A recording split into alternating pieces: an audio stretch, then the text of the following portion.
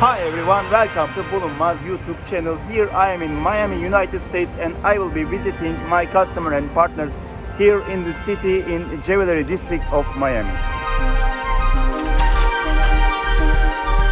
I just wanted to show you how the Jewelry District of Miami look like, and so you can have much better idea about the city and the country. I just left my hotel in Miami Beach and I will take my car to drive to downtown to see the Jewelry District. It's extremely hot here in Miami and I'll be rounding the city all the day visiting my customers, so wish me luck with this crazy weather. It's really small area, the Jewelry District of Miami, so I will be spending just a few hours here visiting my customers, and I'm going to show you the famous buildings, the jewelry complexes of Miami, where you will find all the retailers, all the luxury sellers, and all the small manufacturers of Miami. The main complex is Cemal building. You probably heard of it. I will be spending most time on there. And there are a few other buildings where the jewelers are settled. People know these buildings and they come to shop regularly in Miami. Here we arrive downtown Miami. You can understand the skyscrapers are starting here.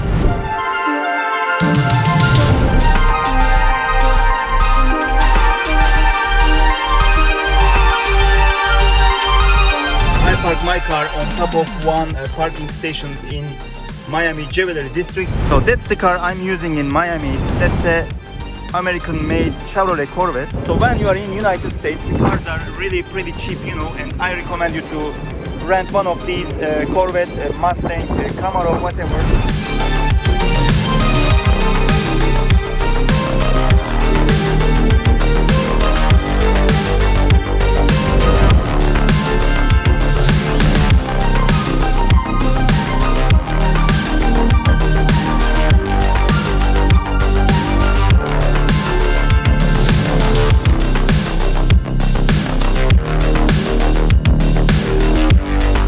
Here I'm walking in the Jewelry District of Miami.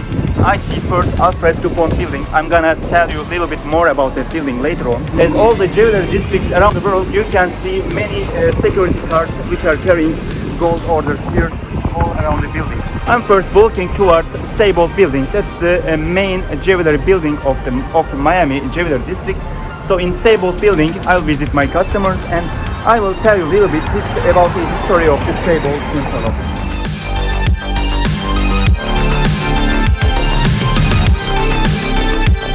You know, Miami is an extremely touristic place. That's why people come here, rich or poor, every kind of people. And when the wealthy people come, they like to come to this jewelry district and buy kind of Rolex, Omega, fancy watches.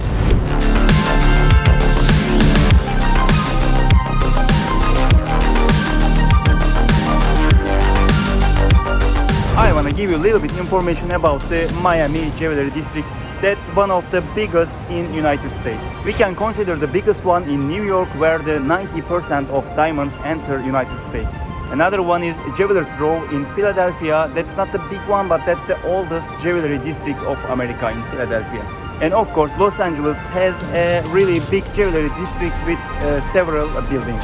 And here, of course, one of the biggest one in Miami, downtown, Cemal Building, International Jewelry Center, and several other buildings around. To understand better how the jewelry district of Miami developed, we must understand first how Miami developed from start as a city. Henry Flagler is an important name. Henry Flagler, you must remember about this name.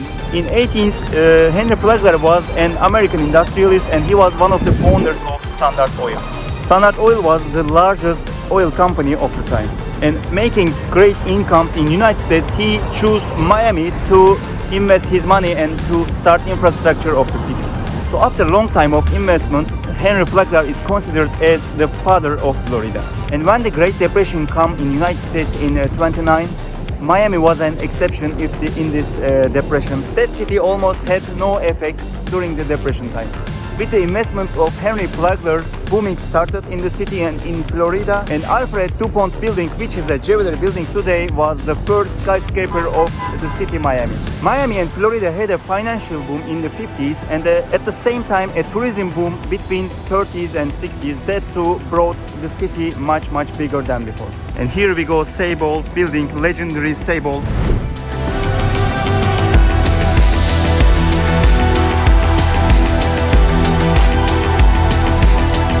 here right behind me there is Sable. I'm gonna enter and have a look what's inside.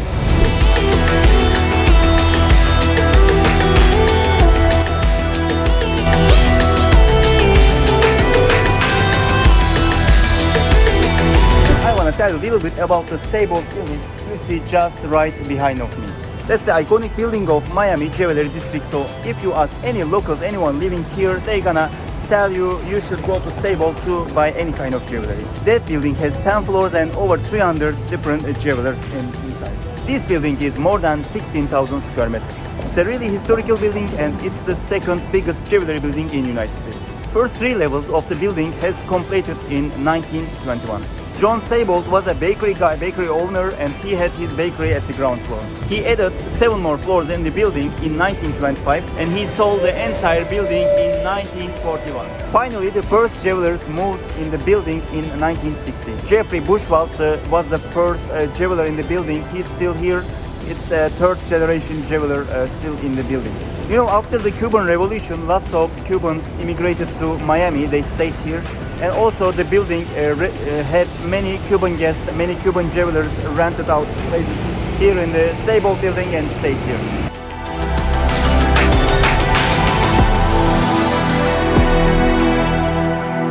The second most important building in Miami Jewelry District is International Jewelry Center. It has 3 entrances to the 3 streets. That's why it has a really good access for the retail shoppers. There are units available to rent in International Jewelry Center from 30 meters up to 120 square meters and even more. So if you want to have some business here in Miami, you can easily come and choose International Jewelry Center. And my last stop is Alfred DuPont building. That's one of the most famous jewelry buildings here.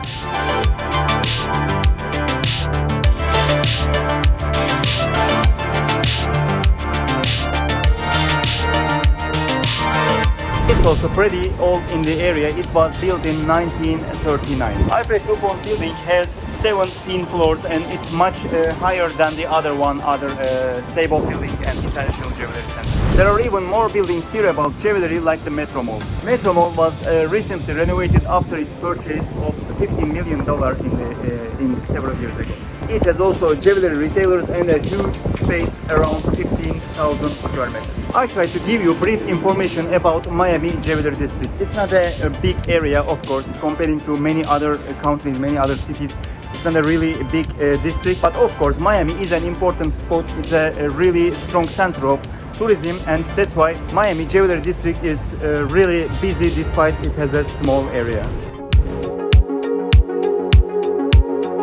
After leaving the Jewelry District, I'm driving back to Miami Beach where my hotel is. So I want to tell you a little bit about this car. I just rent a Corvette Stingray. That's an American car like Mustang, Dodge Charger, Chevrolet Camaro. That's one of the most classical American cars. So the car has a 5.7 engine. That's really a lot of power and it has a 6-cylinder. So the car has 2 seats. You can just sit 2 people here. There is no place for others, and when you open the hardtop comes inside the back, so you can use your car as a cabrio. The design is classical Corvette, as we know. It's really powerful car.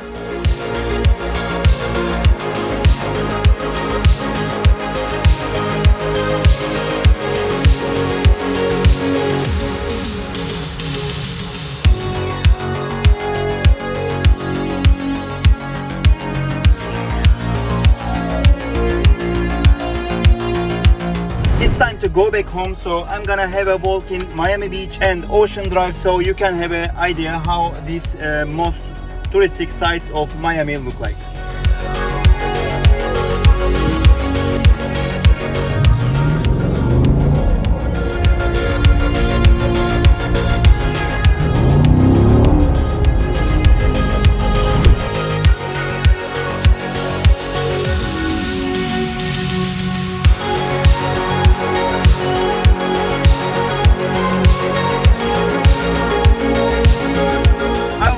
Miami Beach, I'll just park and have a walk to show you all around.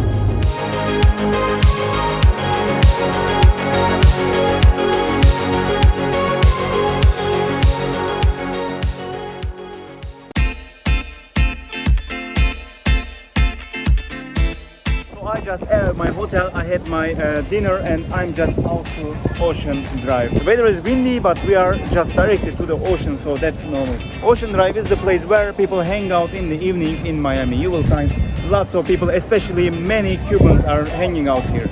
So just in front of me, I have the Miami Beach. You can see it's totally dark, and right behind me you see the Ocean Drive where people are spending time.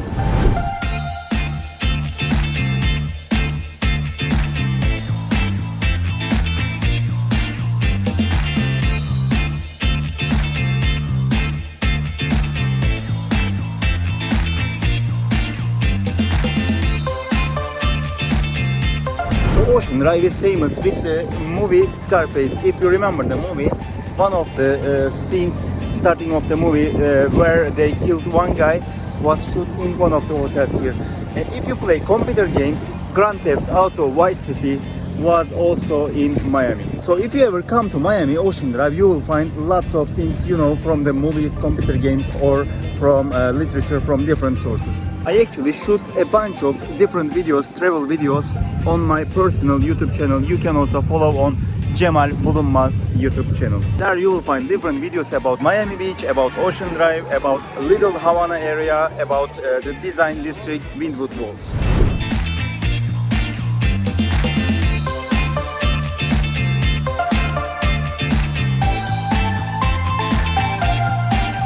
So don't forget to subscribe our YouTube channel and see you again in the next videos.